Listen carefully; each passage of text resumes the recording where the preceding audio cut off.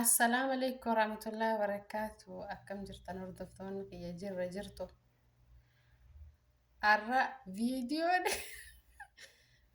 dheertuu wayii firaankii namarra dalagee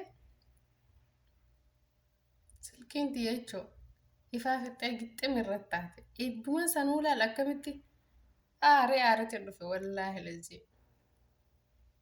Ergumaan viidiyoo waraabee firaankii namarra dalagee sanuu daqiiqaa 20 ol.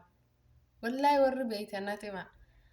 Maal jettisi akkanatti buufatan jechuudha. Akkana jetti ilaalu. Akkasatti nin aare wallaahi billaahi dhugumaan nin aare. Viidiyoo daqiiqaa 20 guutuutti lafee jaartii obboleessa kiyyaa takka firaankii irra dalagee nin qabamee wallaahi nin qabamee je'ee boo'ee wallaahi hin jenne garuu nin qabame jeetuun boo'e. Gizeen boo'ee jiru ishiin maal naan jette wallaahi wal quban qabnatiin irratti dalagee maalin godhe gaa carraa tafaananii muusiniitti fide silaa viidiyoo isinii waraabee isinii fiduu ka'ee dura. Wayinuma naare wallaahi nama naare. Silkiin tiyya ifaa fixeedha. Viidiyoo waraabee macarrashaan gizeen ga'u daqiiqaa 20 wayi gizeen waraabu wallaahi viidiyoon silkiin irrumatti dhaamte. Sanuu an fixadhee laal akkatti irratti irraan deebi'eef duuba jee bakka waan rabbi nama daleessise malee daan dalaga wallaahi. Nyaadhuun gartee afaan kana kaattee galliqii nuta rabbiite jechuudha. Sanuu akkamitti viidiyoo naa milkaa'ee seetalaa dhaqee jaartii obboleessa kiyyaati itti boo'ee jechuudha. Kanan mootummaan naqabee akkana mana namaa keessatti naqabee arabaa wajji naqabee jee boo'ee jennaan bakka waan anjitti seetan ishiin. Wallaahi rakkoon qabu si baasuu ni danda'ama si baasuu yoo danda'amuu baate jennaan an uffata kiyya akka jirutti asiin qaba mana arabaati jechuudha. Shaanxaaleen kiyya akka jirutti jira. Ni beekti ishiin birrii guddootti baasee bitaa ture. Wayi an uffata kiyya je'an boonyan wallaahi naan jette siif galchina maan rakkoo qabatu uffataaf dubbatta hatuu ni qabamtu. Duubatti naani galchita jenna wallaahi siif hin galcha maaliif siin galchine wallaahi siif hin galchatummaan ati uffataan maa'uun yaadinii watuu ni qabamtee hiteeti. Ta uffataa dhiisiteeti ati akka itti baatu si baasuu ni danda'ani. Hedduun gammade jechuudha maaliif ishiin qaban qabdu ishiin nama qabamteetti akkasitti na hojii cinqamuu jirti garuu an firaankiin irra dalagee hedduu takka hin gammade jechuudha. Nin gammade dhugaa duraanillee mataa gubbaa na jirti hedduun fadha. Bakka ishiin akkas naan jennaan hedduu takka na gammachiifte darantoo jechuudha. Gartee obboleessa kiyya guddaati. Hedduu takka na gammachiifte bakka yaani siif galchinaa maan rakkoo qaban nuti akka keessatti nafne ati yoo qabamtellee nuti as keessatti nafne. Wallaahi lazii obboleettii qabaatu baadhullee wayi viidiyoo akkas natti toltu sanuma naare wallaahi. Wallaahi ni naare miira keessa gale wallaahi. Garuu waan takka nyaadhu nuti rabbiiti malee wallaahi.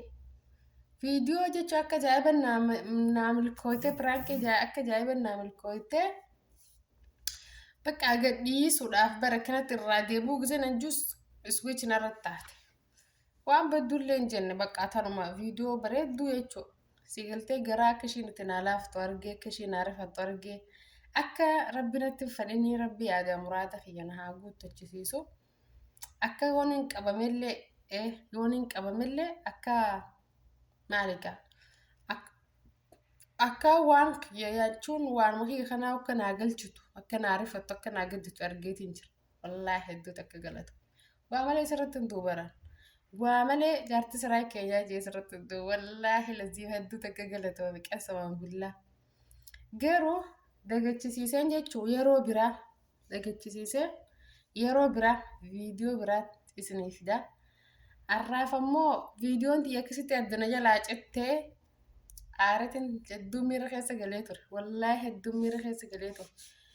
Wayi daqiiqaa 20 jechuun waan salphaa miti bar daqiiqaa 20 guutuu waraabee ishiin hundi akkannaa rifatti bar mana hidhaa keessan jira akkana Tigiree wajji jirra. Araba akkatti araba jalaa biraa naqabee way an uffata kiyya way uffata seeti uffata afiyyitaa uffanni rakkoo qabu nuti siif galchina nuti akkasatti nafneeti yoo qabamte wallaahi viidiyoo hedduu takkisin gammachisiifti jeetillee yaade akkasii koomanti jedhannaa barreessaa warri hin akkanatti akkana jetti laal sirriitti mul'atu malee akkasitteetuma teessi yoo naa deebuu dandeesse warri beektanaa barreessaa. Akkasii hordoftoota kiyya hundi keessanuu ani waanuma takka takkaan irra dalagatii yuutuuba kiyya kana waggaa turee jira ergan banadhee nama 300 naa galu jira nama 300 kana akka salphatti miti namarra sheer godhaa yuutuubii kiyya kana jechuudha ni beektanii nama feemasan ta'iniif namni 100 takkaa'u akka salphatti hin dhufu. TikTokiin irratti yoo surbanillee fooloo ni fida garuu yuutuubiin akkasii miti yuutuubiin siif hin fidu messengeraan share linkii nama godhee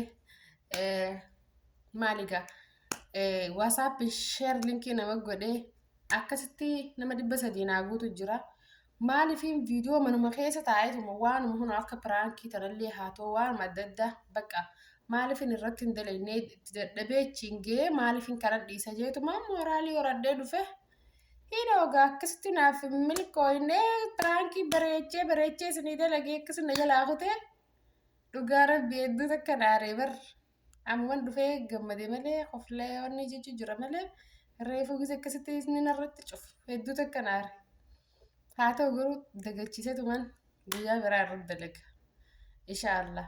Tanallee ta'uu waatama gaaganaanan qabame waan jeen dhugaanan seetu maaliif piraankii akkan godhani beeyti waan rabbinallee hin qabsiisi yaa rabbinallee hin qabsiisine akkasii piraankii adda addaa tanan isiniif fidee dhufaa saniif hordoftoonni kiyya subscribe naa godhaa yuutuubii kiyya liinkii yoo isinit dhuftellee hadiraa rabbi na bira dhaabbadhaa faamilii naa taana jabeessaa waan dandeessaniin waan beektan koomentii jedhannaa barreessaa hanqinni jiraatullee rakkoo qabu.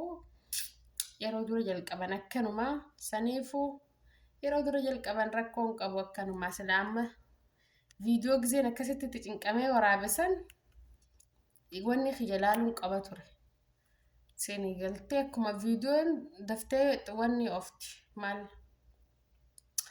daftee ofti shaana jechuu akkasii ifaa kiyya laaluun qaba ture silaa akkasina jalaa dhaamsitee bakka laffaatti xiyya bilaash gootee ni naaree haa ta'u gaa'ii kan sanuman isinii hima jeetiin viidiyoo isinii mare saniifuu hundi keessanuu subscribe naa godhaa like naa godhaa commentii naa godhaa share naa godhaa nama beektan irratti keessafuu ijoolleen dhiiraa linkiin tiyya gisee isinii dhufte daraa ijoollee saayibban keessan irratti share godhaadha bilbila hedduun bakka takka teleeydan isiniin beekaa saniifuu share irra naa godhaa subscribe naa godhaa na bira dhaabbadhaa na jabeessaa afeerratiyyaa waan takka irratti dalaguu jalqabeetiin jira karaan kuma namarratti daddalagu.